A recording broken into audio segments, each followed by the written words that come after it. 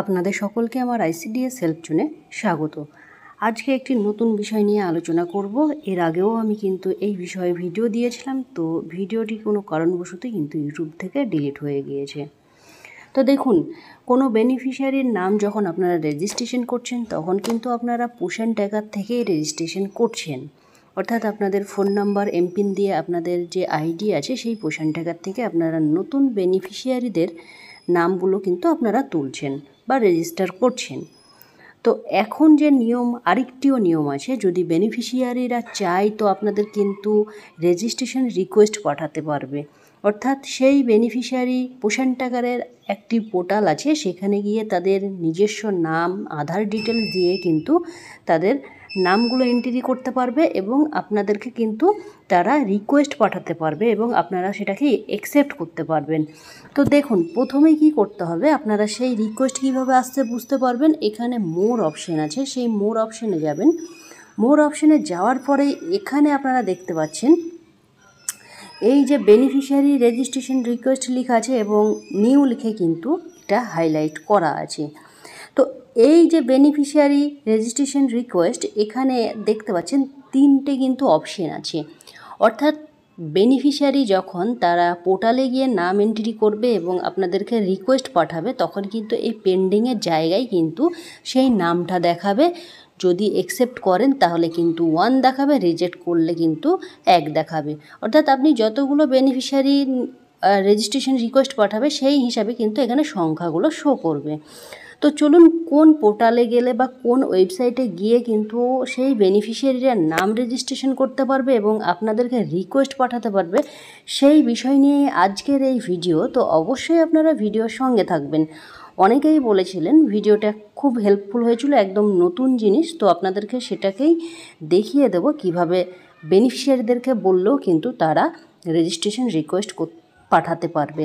অর্থাৎ আপনারা যখন পুশ অ্যান্ড ট্যাগারের নাম তুলছেন, সেই নাম তোলা আর এই রিকোয়েস্ট পাঠানো সেমই কিন্তু কাজ হবে। তো চলুন আমরা দেখে নেব। প্রথমেই আমরা চলে যাব গুগলে। প্রত্যেকের ফোনেই কিন্তু গুগল আছে বা ক্রোম ব্রাউজার আছে, সেখান থেকেও করতে পারেন বা যেখানে ইচ্ছে আপনারা সেখান থেকেই করতে পারেন। এখানে দেখুন, গুগলে গিয়েই আপনাদেরকে যেটা লিখতে হবে, এখানে এই যে গুগল আছে সেখানে লিখবেন poshandtagar.in। poshandtagar.in লেখার পরে দেখতে পাবেন আপনারা এইরকম কিন্তু পেজ চলে আসবে এবং পেজ চলে আসার পরেই আপনাদেরকে যেটা করতে হবে, এই যে পুশ অ্যান্ড ট্যাগার লেখা আছে সেখানে আপনারা ক্লিক করবেন। ক্লিক করার পরেই এই কোণে দেখতে পাচ্ছেন দুটো অপশন আছে। এই কোণে আপনাদেরকে যেটা করতে হবে যে বেনিফিশিয়ারি লগ ইন আছে সেখানে আপনাদেরকে ক্লিক করতে হবে। ক্লিক করার পরে এরকম একটা পেজ আপনাদের সামনে ওপেন হয়ে যাবে এবং এইখানে কিন্তু আপনার বেনিফিশিয়ারির যে ফোন নাম্বার দিয়ে রেজিস্ট্রেশন করতে চাইছেন, বেনিফিশিয়ারি রেজিস্ট্রেশন রিকোয়েস্ট সেন্ড করতে চাইছেন, সেই ফোন নাম্বার কিন্তু এখানে একটা দিয়ে দিতে হবে। যেমনভাবে আপনারা ঠিক বেনিফিশিয়ারির নাম রেজিস্ট্রেশন করার সময় একটা ভ্যালিড নম্বর আপনারা দিয়ে থাকতেন, সেই নম্বরই কিন্তু এখানেও বসাতে হবে এবং সেই ফোন নাম্বারে কিন্তু একখানা ওটিপি চলে যাবে। সেই ওটিপি দিয়েই তারপরে যা কাজ আছে সেগুলো কিন্তু আপনাদের সম্পূর্ণ করতে হবে। তো চলুন আমি ফোন নাম্বার দিয়ে দেবো এবং ফোন নাম্বার দিয়ে তারপরে কি হচ্ছে সেটা কিন্তু একবার দেখে নেব। এখানে আমি ফোন নাম্বার দিয়ে দিলাম এবং ফোন নাম্বার দিয়ে দেওয়ার পরে যে রিকোয়েস্ট ওটিপি আছে সেখানে আমি ক্লিক করব। ক্লিক করার পরেই দেখুন এখানে একটা ওটিপি কিন্তু সেই ফোনে চলে যাবে এবং সেই ওটিপি কিন্তু আমি এখানে বসিয়ে দেব। আমার ওটিপি কমপ্লিট হয়ে গেল এবং ওটিপির জন্য এখানে আপনারা দেখতে পাচ্ছেন 5 মিনিট কিন্তু সময় পেয়ে যাবেন। ভেরিফাই ওটিপিতে ক্লিক করলেই কিন্তু এই রকম একটা অপশন কিন্তু চলে আসবে। অর্থাৎ এই ফোন নাম্বার দিয়ে যতগুলো বেনিফিশিয়ারির নাম রেজিস্ট্রেশন করা আছে প্রত্যেক বেনিফিশিয়ারিকেই কিন্তু আপনাদের এখানে দেখাবে। এখানে দেখতেই পাচ্ছেন দুটো বেনিফিশিয়ারি কিন্তু অলরেডি এই ফোন নাম্বার দিয়ে কিন্তু রেজিস্ট্রেশন করা আছে। এখানে দেখতে পাচ্ছেন দুটোই কিন্তু অ্যাক্টিভ বেনিফিশিয়ারি, অর্থাৎ যে সেন্টারে আছে সেই সেন্টারের নাম এবং বেনিফিশিয়ারির নাম কিন্তু এখানে পুরো ডিটেলস কিন্তু শো করছে। তাহলে কি এখানে দেখতে পাচ্ছেন আরেকটি জিনিস আপনাদেরকে বলি, এই যে নিচের দিকে দেখতে পাচ্ছেন অ্যাড বেনিফিশিয়ারি, সেই অ্যাড বেনিফিশিয়ারিতে কিন্তু ক্লিক করতে হবে। অর্থাৎ আপনি নতুন যেহেতু বেনিফিশিয়ারিকে রেজিস্ট্রেশন রিকোয়েস্ট পাঠাতে চাইছেন সেহেতু কিন্তু এখানে অ্যাড বেনিফিশিয়ারিতে ক্লিক করতে হবে। অ্যাড বেনিফিশিয়ারিতে ক্লিক করার পরেই যে অ্যাকসেপ্ট অ্যান্ড কন্টিনিউ আছে সেখানে আপনারা ক্লিক করবেন। ক্লিক করার পরেই এখানে দেখতে পাচ্ছেন সেম পুশ অ্যান্ড ট্যাগারে যেভাবে আপনারা নাম এন্ট্রি করতেন সেটাই কিন্তু এখানে দেখাচ্ছে। যেহেতু আমি এখানে গর্ভবতী মহিলাকে আমি এন্ট্রি করব, সেহেতু কিন্তু গর্ভবতী মহিলাই আমি টিক করে নিচ্ছি। এখানে ল্যাকটেটিং যদি হয়ে থাকে ল্যাকটেটিংয়ে টিক করতে হবে, অ্যাডোলেসেন্ট গার্লস হয়ে থাকলে অ্যাডোলেসেন্ট গার্লসে, এবং চিলড্রেন আপ টু 6 ইয়ার অর্থাৎ 6 মাস থেকে যে 6 বছরের শিশুদের আছে সেটা কিন্তু আপনারা এখান থেকে করতে পারেন। যেহেতু আমি প্রেগনেন্ট উমেনে আমি রেজিস্ট্রেশন করব, সেহেতু কিন্তু আমি প্রেগনেন্ট উমেন সিলেক্ট করে নিলাম। তো তারপরে এখানে দেখতে পাচ্ছেন যে স্টেট, অর্থাৎ আমাদের যে স্টেট ওয়েস্ট বেঙ্গল সেটা সবার শেষে থাকে, সেহেতু আমি কিন্তু ওয়েস্ট বেঙ্গল সিলেক্ট করে নিলাম। তারপরে দেখুন এখানে ডিস্ট্রিক্ট যেহেতু যার যে ডিস্ট্রিক্ট হবে সেই ডিস্ট্রিক্ট আপনারা সিলেক্ট করে নেবেন। এবং এখানে দেখতে পাচ্ছেন ব্লক, সিলেক্ট অ্যান্ড ব্লক। তো এখানে কি করবেন, এখানে দেখুন এখানে যেটা আপনাদেরকে করতে হবে, এখানে কিন্তু একটা জিনিস আপনারা মাথায় রাখবেন, এখানে কিন্তু আপনারা ব্লক ওয়াইজ খুঁজে পাবেন না। এখানে আপনাদের জিপি বা আপনাদের যে পৌরসভা যদি পড়ে সেই মিউনিসিপ্যালিটি ধরেই কিন্তু এখানে নামগুলো দেওয়া আছে। তো আপনারা অবশ্যই এই ভুলটি করবেন না, নিজের কিন্তু ব্লক খুঁজতে যাবেন না, আপনাদের যে জিপি বা সেক্টর আছে সেই সেক্টর অনুযায়ী কিন্তু এখানে নামগুলো আছে। তো এখানে আমি নিজের যে সেক্টর আছে সেই সেক্টর বা জিপি আমি কিন্তু খুঁজে নেব, নিয়ে কিন্তু আমি বসিয়ে দেব। এখানে আমি নিজের জিপি সিলেক্ট করে নিলাম। জিপি সিলেক্ট করে নেওয়ার পরেই কিন্তু আপনাকে যেটা করতে হবে, এখানে দেখতে পাচ্ছেন village panchayat and anganwadi centre, অর্থাৎ আপনার যে অঙ্গনওয়াড়ি সেন্টারের নাম সেটা কিন্তু আপনাকে এখান থেকে সিলেক্ট করে নিতে হবে।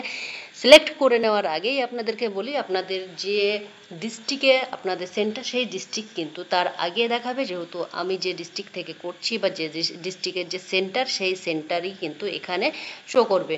তো আমি কিন্তু এখানে সেন্টার সিলেক্ট করে নেব। সেন্টার সিলেক্ট করে নেওয়ার পরেই কিন্তু আমাদেরকে যেটা করতে হবে, এখানে দেখতে পাচ্ছেন আপলোড ইওর প্রোফাইল ফটো, অর্থাৎ এই যে প্রোফাইল এটা কিন্তু আমাদেরকে স্ক্রিনশট নিয়ে কিন্তু আপলোড করে দিতে হবে।